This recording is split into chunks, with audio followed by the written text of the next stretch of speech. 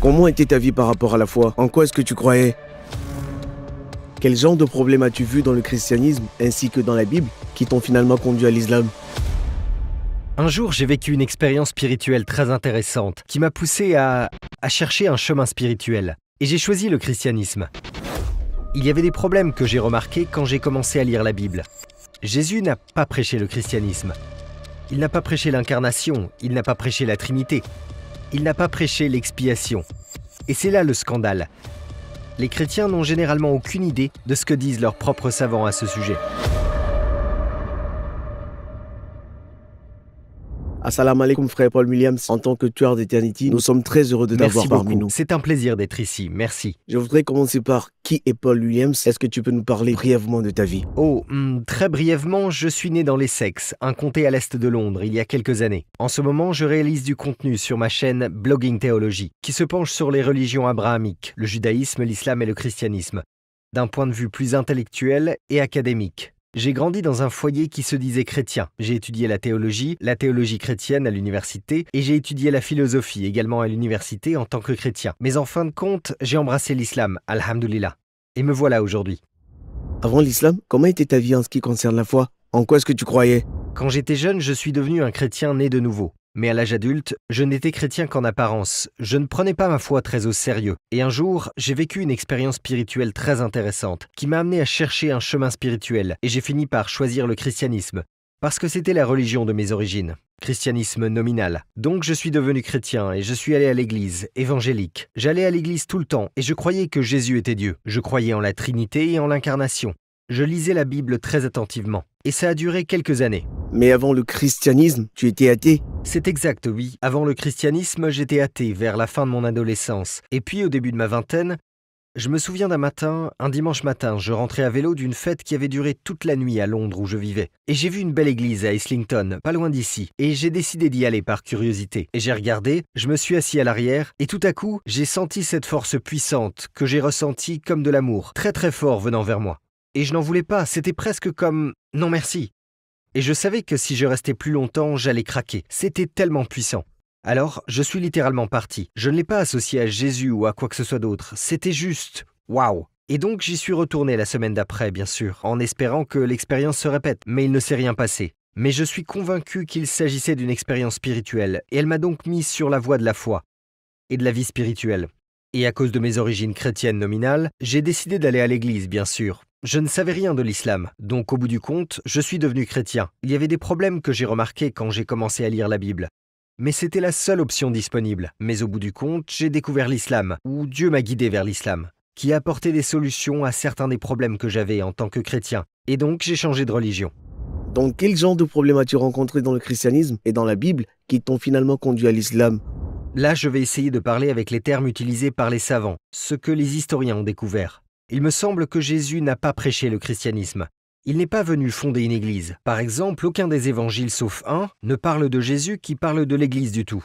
Les premiers évangiles ne contiennent pas de passage de Jésus qui parle de l'église du tout. Il ne prêche pas le christianisme. Ce qu'il prêche, c'est Dieu. Il prêche le tawhid. Et il est contre l'hypocrisie. Il prêche la niya, la sincérité, et l'amour de Dieu, et l'amour de son voisin, et ainsi de suite. Et c'est donc une sorte de mouvement de renouveau. C'est ce mouvement de renouveau spirituel au sein du judaïsme. Donc la religion de Jésus, si tu veux, on appellerait ça le judaïsme, ou la religion des Israélites. Il n'a pas prêché l'incarnation, il n'a pas prêché la Trinité, il n'a pas prêché l'expiation, selon la grande majorité des historiens. Le problème du christianisme est dans l'idée que Dieu est devenu humain sous la forme de Jésus. Ça, c'est une idée tardive. Elle n'est pas présente dans le ministère de Jésus. On ne la trouve en fait que dans l'évangile de Jean. C'est le dernier évangile à avoir été écrit. Dans les évangiles précédents de Matthieu, Marc et Luc, Marc est le plus ancien, il n'y a pas d'incarnation du tout.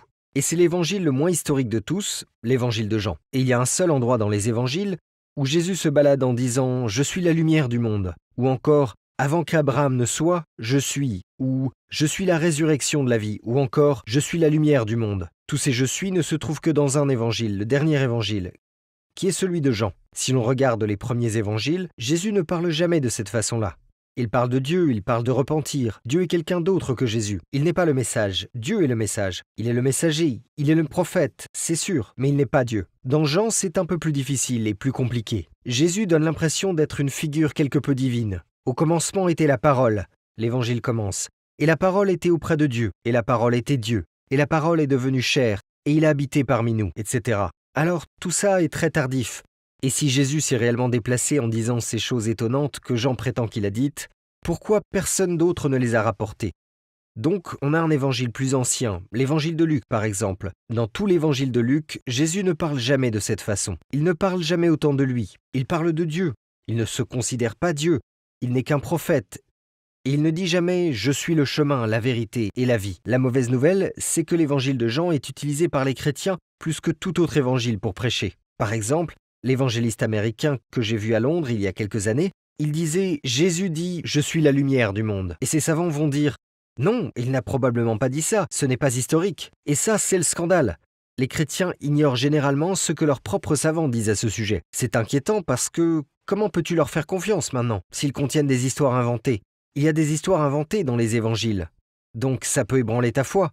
Et si Jésus n'a pas prêché la Trinité, s'il n'a pas cru qu'il était le Fils incarné de Dieu, j'aurais trouvé ça menaçant en tant que chrétien. Mais ce n'était pas le problème. Le problème était l'ancien Jésus dépeint par les historiens ou la fiabilité des évangiles. Et ça, ce n'est pas basé sur du scepticisme. C'est basé sur « mais quelles sont les preuves ?» Et souvent, les preuves ne sont pas là, ni leur fiabilité.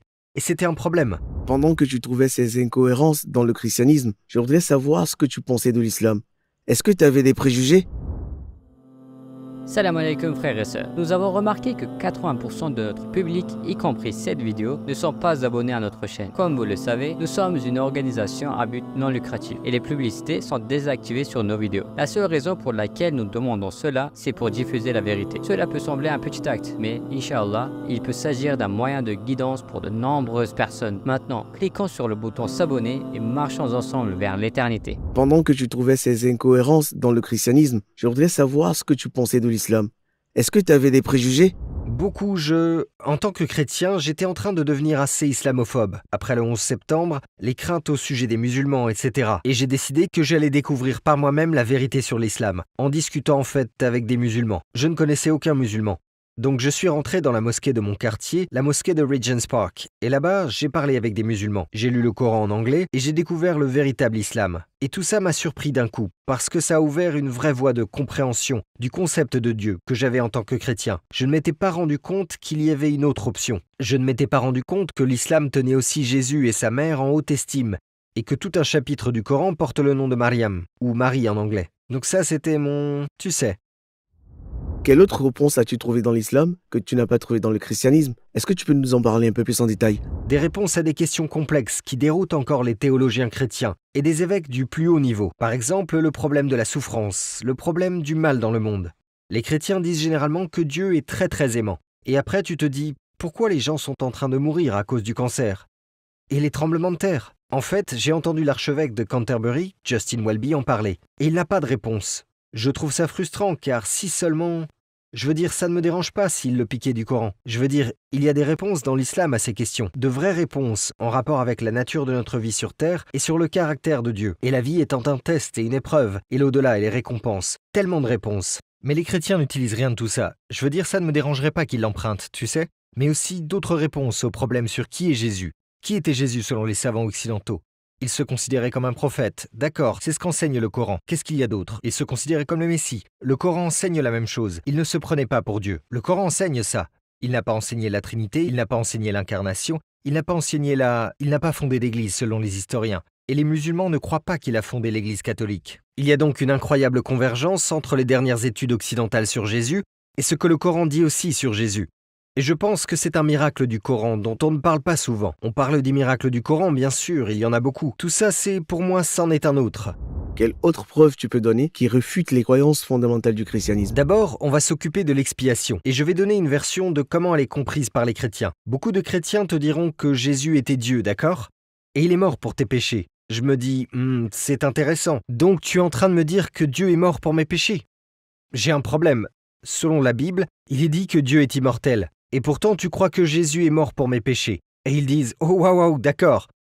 Dieu n'est pas mort, mais l'être humain est mort. L'homme Jésus est mort pour vos péchés. Ah, mais ça, c'est intéressant. Donc tu es en train de me dire que tu crois au sacrifice humain. Et c'est comme ça qu'on se réconcilie avec Dieu. C'est l'expiation, ça. Eh bien, ce n'est pas vraiment un sacrifice humain. En fait, ça l'est, parce que Jésus était un être humain. Il était un sacrifice pour ton péché. C'est ce que tu viens de dire. Jésus n'a pas prêché le sacrifice humain. Il a prêché un Dieu miséricordieux et aimant. Donc ça serait un problème. L'autre, le problème de la Trinité. En fait, il y a deux problèmes. Le problème, c'est que Jésus ne l'a jamais enseigné. Ses disciples n'y croyaient pas. C'est un gros problème pour moi. Deuxièmement, ils disent que Dieu est un. Mais le Père est Dieu, le Fils est Dieu et le Saint-Esprit est Dieu. Donc, ils sont trois, mais ils ne sont qu'un. Et je dis, attends, waouh.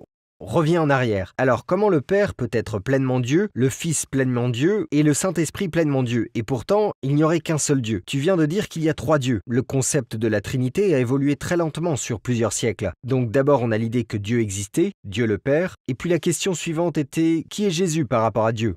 Et au IIe siècle en particulier, on avait l'idée que Jésus et Dieu étaient en quelque sorte en liaison, que Dieu était Dieu, mais d'une certaine façon, Jésus était en quelque sorte divin. Mais c'était vraiment au IIIe siècle. Au Conseil de Nicée en Turquie. Ce n'est qu'au Conseil de Nicée qu'il a été officiellement décidé par les évêques sous l'empereur Constantin que le Fils et le Père étaient coégaux. Ils avaient la même substance, ou en grec homo-ousion, homo signifiant le même et ousia signifiant substance. Le Père et le Fils étaient donc la même substance. En d'autres termes, Jésus était Dieu. On dit souvent que Nicée parlait de la Trinité. Ce n'était pas le cas. Le Conseil de Nicée ne mentionne pas la Trinité. C'est plus tard, lors du concile de Chalcédoine à Constantinople, qu'ils vont en parler. À Nicée, ils ont parlé de la relation entre le Fils et le Père. Et le seul verset trinitaire de la Bible, parce qu'il y en avait un, est faux. Il a été ajouté plus tard. Et on sait ça, il s'agit de 1 Jean 5-7. Si vous regardez dans vos Bibles modernes, la plupart des Bibles modernes l'ont maintenant supprimé. Mais ce verset dit, il y a trois qui rendent témoignage dans le ciel, le Père, la Parole et l'Esprit, c'est-à-dire le Père, le Fils et le Saint-Esprit. Mais il s'agit d'un verset inventé que tout le monde maintenant, à l'exception des fondamentalistes, est d'accord sur le fait qu'il a été ajouté à la Bible. Si vous enlevez ce verset de la Trinité, ce que font tous les savants, il n'y a rien dans la Bible qui parle de la Trinité. T'as dit que les auteurs des évangiles sont Matthieu, Marc, Luc et Jean. Qui est-ce qu'ils sont? Est-ce qu'on a des archives historiques sur ces personnes ou est-ce qu'ils sont anonymes? Les 4 évangiles sont anonymes, comme tu l'as dit à juste titre. Il y a par exemple l'évangile de Matthieu, le premier du Nouveau Testament, le premier livre du Nouveau Testament. Il n'est jamais dit que c'est écrit par qui c'est écrit. Les chrétiens à qui je parle ne sont pas d'accord avec moi sur ce sujet. Alors je dis, d'accord, j'attends. Donne-moi un passage dans l'un des évangiles où il y a le nom d'une personne qui les a écrits. Oh oui, il y est. C'est écrit dans l'évangile de Jean. Très bien, j'attends. Voici ta Bible, montre-moi où c'est écrit. Alors j'attends, je leur donne généralement 2 minutes, parce que j'ai des choses à faire dans ma vie, tu sais. Et je sais toujours, parce que c'est une partie d'échec, qu'ils vont revenir et dire... Et ils changent de sujet. Ils changent simplement de sujet parce qu'il n'est dit nulle part dans Jean le nom de la personne qui l'a écrit. Il n'est tout simplement pas là, mais ils croient qu'il y est, parce que c'est ce qu'on leur a dit. Malgré le fait qu'ils ont des écritures et des croyances qui n'ont pas de fondement, pourquoi tant de gens continuent par suivre le christianisme? C'est facile, parce qu'ils ne se rendent pas compte que c'est un problème. De nombreux chrétiens sont des personnes instruites. Ils peuvent avoir un diplôme en chimie, comptabilité, études des médias, etc. Ils ne sont pas stupides, loin de là. Mais la façon dont les églises leur enseignent la foi, elles ne leur enseignent pas une compréhension poussée de leurs propres écritures. Donc les prêtres, les pasteurs et les ministres qui les enseignent ou les prêchent sont formés dans les universités. Ils savent par exemple que l'évangile de Jean est le moins historique des 4 évangiles. Ils le savent parce qu'on le leur a enseigné. Alors, comment ça se fait que les gens assis sur les bancs de l'église ne le savent pas? Et de nombreuses raisons ont été données. Bart Ehrman, l'universitaire américain, en a parlé. Certains prêtres ne veulent pas perdre leur emploi. Ils ne veulent pas enseigner à leurs fidèles « Au fait, ta Bible, ce n'est pas ce que tu crois être ». Ou bien, ils ne veulent pas contrarier les chrétiens. Ils ne veulent pas les déranger. Ou peut-être qu'ils ne savent pas comment le communiquer. Ou peut-être qu'ils s'enfuient tout simplement. Mais quelle que soit la raison, ils ne le font pas. En général, pas du tout. Pour moi, ça c'est le scandale du christianisme. Ou peut-être qu'ils le savent et qu'ils vivent dans ce genre de, comme je l'ai fait en tant que chrétien pendant longtemps, ce genre de t'y crois mais tu as de gros doutes. Et tu continues à y croire quand même, parce qu'il n'y a rien d'autre à faire. Si le christianisme n'est pas vrai, alors pourquoi certains chrétiens trouvent la paix lorsqu'ils deviennent plus sérieux dans leur religion? Le christianisme est en grande partie vrai. Qu'est-ce que je veux dire par là? Je veux dire que les chrétiens croient en un seul Dieu. Je sais qu'on a parlé de la Trinité, mais ils croient en un seul Dieu. Ils croient aux anges, ils croient au jour du jugement dernier. Ils croient que Dieu a créé les cieux et la terre. Ils croient que Dieu a envoyé Moïse et tous les prophètes, etc., etc. C'est comme un iceberg, tu vois. Il y a une grosse partie sous l'eau auquel ils croient et auquel on croit aussi en tant que musulmans. C'est juste la petite partie en haut. Je veux dire, ce n'est pas une petite partie. C'est un bout important sur la Trinité et l'incarnation et de l'expiation sur lesquels on n'est pas d'accord. Donc ce n'est pas comme si le christianisme était entièrement faux. C'est plus compliqué que ça. Et je pense que beaucoup de chrétiens, quand ils prient Dieu, prient simplement le Père. En fait, j'ai entendu beaucoup de chrétiens dire ça. Ils ne sont pas tout à fait sûrs de Jésus. Ils pourraient officiellement croire qu'il est Dieu, mais en pratique, ils prient Dieu le Père. Donc ils sont fonctionnellement unitaires. Je veux dire par là qu'ils croient en l'unicité de Dieu, plutôt qu'en Jésus. Ils se comportent bien souvent comme des personnes qui sont plus conformes à l'islam dans la pratique. Donc je pense que beaucoup d'entre eux trouvent la paix, parce qu'il y a vraiment une paix. Je veux dire, si on croit, comme je le fais, que Dieu est miséricordieux, et qu'il essaye de guider les gens même depuis d'autres religions vers la vérité, même à l'intérieur de cette religion, pour les éloigner du shirk, par exemple. Je crois à ça, parce que je crois que Dieu se soucie des gens. Dans le Coran, on sait que Jésus alayhi salam a annoncé la bonne nouvelle de la venue du dernier prophète. Dans ta lecture de la Bible, est-ce que tu es tombé sur ce genre de lecture? Oui, souvent dans les premiers évangiles, pas dans Jean, le moins historique, dans les premiers évangiles, Jésus parle du Fils de l'homme qui doit venir, pas lui-même. Il parle à la troisième personne, il y a quelqu'un d'autre. Or, les chrétiens disent souvent « Oh, Jésus parle de lui-même là ». Mais c'est un peu bizarre que Jésus parle de lui, puis il passe à la troisième personne et parle de quelqu'un, un fils d'homme qui doit venir. Des gens comme Barterman et d'autres, les spécialistes américains du Nouveau Testament, ont dit Jésus parle de quelqu'un d'autre qui doit venir. Le nom Muhammad n'est pas mentionné dans le grec du Nouveau Testament. Absolument. Et parce que ces évangiles ont été corrompus et modifiés. Mais on peut encore voir des grosses pistes qui insinuent que Jésus parlait de quelqu'un d'autre. Et ça, c'était historique. Et même dans Jean, en fait, chapitre 14 et ainsi de suite, on voit des allusions à quelqu'un d'autre dont on parle également, autre que Jésus, qui devait venir. Donc les empreintes sont là, même dans les évangiles que l'on a maintenant. Quelle est la chose principale qui t'a convaincu que l'islam est à 100% la vérité? La chose que j'ai découverte qui m'a totalement impressionné de façon inattendue était la vie et l'enseignement du prophète Mohammed, paix soit sur lui. Tu sais, quand on parle de grandes figures historiques à la télévision et dans la littérature occidentale, tu sais, ils vont de Platon à César, Jules César, et ils parlent d'Alexandre le Grand, puis ils passent à Napoléon Bonaparte. Ils ne parlent jamais du prophète Mohammed. Il ne le mentionne jamais, et je me dis, c'est extraordinaire. Il vient de la même région du monde que Jésus, que Moïse, et il est ignoré. Et si vous regardez sa sira, sa vie, qui est bien authentifiée, ce n'est pas un mythe. On sait qu'il a vraiment existé. L'être humain le plus extraordinaire. À propos de cet homme, de l'enseignement qu'il a transmis, ça ressemblait beaucoup à ce que je lisais dans les évangiles. Dans Luc par exemple, ou dans Matthieu. Il y a beaucoup de choses vraies dans les évangiles quand même, je pense. Alors quand j'ai vu l'enseignement de Mohammed, paix soit sur lui, j'y ai reconnu les caractéristiques d'un maître spirituel authentique. Et ça, c'était le problème pour moi. Pour accepter l'islam, parce que je voyais le lien entre Jésus et Mohammed, si Jésus était un prophète, alors Mohammed l'était aussi. Si Moïse était un prophète, alors certainement Mohammed l'était aussi, car ils sont identiques, ils sont interchangeables. Ils sont tous les deux chefs de nation, ils étaient généraux, ils étaient des législateurs, des guides spirituels, ils étaient des pères. Sauf que la différence, c'est que Moïse a été envoyé à Israël, et Mohammed a été envoyé à toute l'humanité. Qu'est-ce qui t'a le plus impressionné chez notre prophète? Une chose qui m'a vraiment impressionné, parmi beaucoup d'autres, c'est le jour où lui, ses compagnons et la Oumma sont entrés à la Mecque, lorsqu'ils réclament enfin la Mecque et qu'ils ont conquis la Mecque, et la façon dont il a traité ses ennemis. Beaucoup de gens en Occident auraient une vision très négative de l'islam. Ils se disent tous « Oh, je suis sûr que Mohammed a massacré ses ennemis » ou quelque chose dans le genre. Qu'est-ce que Joseph a fait quand il était le deuxième homme le plus puissant d'Égypte? Il y avait ses frères qui l'avaient trahi et l'avaient vendu comme esclave, et l'avaient laissé pour mort. Comment a-t-il traité ces méchantes personnes? Il leur a pardonné, il leur a montré de la miséricorde. Et c'est cet exemple auquel le prophète Mohammed, paix soit sur lui, s'est explicitement référé lorsqu'il a conquis la Mecque des païens. Depuis la position de pouvoir total, il aurait pu les détruire, et il ne l'a pas fait. Il a fait preuve de miséricorde. Ça dit quelque chose sur le caractère du prophète, et j'aimerais juste que l'Occident le sache. Le monde musulman est au courant, mais pas l'Occident. Et il est infiniment plus pauvre de ne pas le savoir. Quel était ton but dans la vie avant l'islam et qu'est-ce qu'il est devenu après l'islam? Eh bien, j'ai toujours été, mon but dans la vie avant l'islam est toujours le même aujourd'hui d'une certaine manière. Chercher la vérité, où qu'elle se trouve. Je ne pense pas avoir besoin d'aller au-delà de l'islam, mais je suis toujours à la recherche de la vérité au sein de l'islam. J'essaye toujours d'apprendre. Mais avant ça, je cherchais aussi, mais maintenant, je suis en quelque sorte rentré chez moi. Mais je cherche encore, au sein de cette demeure, un plus grand savoir et une plus grande compréhension.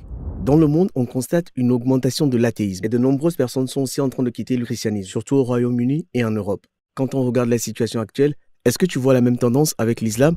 J'ai rencontré une universitaire, la professeure Linda Woodhead. Elle est professeure au King's College, ici à Londres. Elle est l'une des principales expertes des religions en Grande-Bretagne, sociologue de la religion. Et elle commentait le recensement qui venait d'être publié il y a quelques mois. La religion en Grande-Bretagne est en déclin, et elle a connu un déclin très important depuis plusieurs décennies. Et la trajectoire prévue est la poursuite du déclin. Mais la seule religion qui n'est pas en déclin en Grande-Bretagne est l'islam. J'étais à Birmingham il y a quelques jours. J'ai parlé à ce type, Asrar Rashid. Il est l'auteur de ce livre, Islam Answers Atheism, que je recommande vivement d'ailleurs. Birmingham est probablement la deuxième ville de Grande-Bretagne. Il m'a dit « Environ 40% des habitants de Birmingham sont musulmans aujourd'hui. C'est un pourcentage très élevé. La première génération de musulmans est arrivée à quel moment? Dans les années 1950, 1960. Ce n'étaient pas vraiment des musulmans pratiquants. Ils ont eu des enfants, évidemment. Donc je lui ai parlé du professeur Linda Woodhead. Tu sais, la religion est en déclin. La laïcité, le matérialisme. Qu'en est-il de la jeunesse musulmane en Grande-Bretagne, à Birmingham, dans la deuxième ville de Grande-Bretagne? Est-ce qu'ils prient? Est-ce qu'ils jeûnent? Oh oui, ils sont plus croyants que leurs parents. Donc, ce qu'on constate en Angleterre, lorsqu'il s'agit des musulmans, c'est que non seulement les jeunes s'accrochent à leur religion, et prient 5 fois par jour, et ils sont de plus en plus religieux, plus que leurs propres parents. Et ça, c'est incroyable. Et une personne qui connaît l'Allemagne m'a dit, parce que je me suis dit, waouh, c'est pas génial l'Angleterre? Oh non, c'est comme ça en Allemagne, c'est comme ça ailleurs aussi. En Europe, les musulmans ne perdent pas la foi, mais les plus jeunes s'y accrochent, et c'est bon pour l'avenir. Qu'est-ce que tu aimerais dire pour encourager les gens qui regardent cette vidéo et qui envisagent l'islam mais hésitent?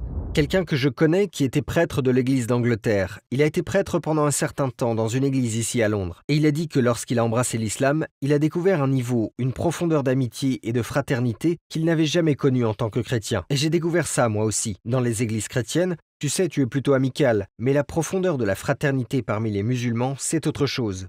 Tu sais, tu ne vas pas être tout seul si tu embrasses l'islam. Tu auras cette famille mondiale en fait. Mais aussi, tu sais, qu'est-ce que l'islam offre? Eh bien, une chance d'avoir une connexion et une relation avec notre Créateur. Et qu'il y a un but dans notre présence ici. On n'est pas ici uniquement pour acquérir des biens matériels. On est très matérialiste en Grande-Bretagne et en Amérique. On ne se concentre pas vraiment sur ce qui compte vraiment. Il y a un type, il est essentiellement coach pour les entrepreneurs, les hommes d'affaires. Il n'est pas musulman. Il a un post LinkedIn qu'il a publié hier. Il dit, pour arriver à être en bonne santé, il faut combattre la vie moderne. Et ce qu'il veut dire, c'est le mode de vie moderne, du moins dans le monde occidental, a contribué, dit-il, à des taux stupéfiants d'obésité et de maladies mentales. Le mode de vie actuel, principalement en Occident, mais il est en train d'être exporté, est en fait à l'origine de maladies mortelles comme l'obésité. Et j'étais à Bahreïn l'année dernière. C'est la première cause de mortalité dans ce pays, l'obésité. Ils sont en train de vivre cette culture de consommation qui vient de l'Amérique et de la Grande-Bretagne, et les maladies mentales aussi. Tu me diras, quel est le rapport avec l'islam? Le jeûne est très important. Même d'un point de vue physique, ça aide à rajeunir le corps, ça te permet de mieux faire face aux maladies, ça te permet d'être en meilleure forme et en meilleure santé. Ça affecte ta santé mentale. Donc le jeûne, ça fait partie de la sunna du prophète. Tu sais, les lundis et jeudis, il jeûnait. C'est vraiment ça. Les musulmans font ça depuis des siècles. Le concept de maladie mentale, on est obsédé par la dunya. On est obsédé par TikTok, obsédé par les biens matériels. L'islam te permet d'avoir une relation plus profonde et satisfaisante avec ce qui compte vraiment, c'est-à-dire notre Créateur, et aussi la conscience que cette vie est brève et que notre véritable raison d'être réside au-delà de cette vie, dans la prochaine vie. L'islam est ce qu'on appelle un dîn, un mode de vie complet. Il comprend le mental, le physique, l'alimentation, le spirituel, l'économique, le politique. Il n'exclut pas la religion et la limite au domaine privé. C'est la réponse suprême aux besoins de l'humanité. Tu sais, on ne se dirige pas dans cette voie pour le moment, du moins dans de nombreuses régions. Pour quelqu'un qui voudrait en savoir plus sur l'islam, comment est-ce que tu lui recommanderais de faire ses recherches? Est-ce que c'est suffisant de taper qu'est-ce que l'islam sur Google? Je ne vous recommande pas d'utiliser Google parce que vous pourriez obtenir de bons résultats. Vous obtiendrez aussi beaucoup de mauvais résultats. Et comment allez-vous savoir ce qu'est un bon ou un mauvais résultat si vous ne connaissez pas le sujet? Donc, ce que je recommande par contre, parce que j'aime bien les livres, ce livre en particulier. Il y a beaucoup de livres que je pourrais recommander, mais celui-ci est bon, par Jonathan Brown, intitulé Misquoting Muhammad. Le défi et les choix de l'interprétation de l'héritage du prophète. Et ça, c'est une excellente introduction à l'ensemble du sujet de l'islam et du Coran. Est-ce qu'il est authentique? L'histoire et la vie du prophète, les hadiths, comment on interprète le Coran, les 4 écoles, tout est là. Enfin, qu'est-ce que tu aimerais dire à un chrétien qui serait en train de te regarder? Je dirais que Jésus, si tu regardes les évangiles, n'a pas dit qu'il était Dieu. Il prêche Dieu dans les évangiles. Dieu est quelqu'un d'autre que Jésus. Jésus lui-même le dit dans les évangiles. Un homme s'approche de Jésus et lui dit: « Bon maître, que dois-je faire pour hériter de la vie éternelle ?»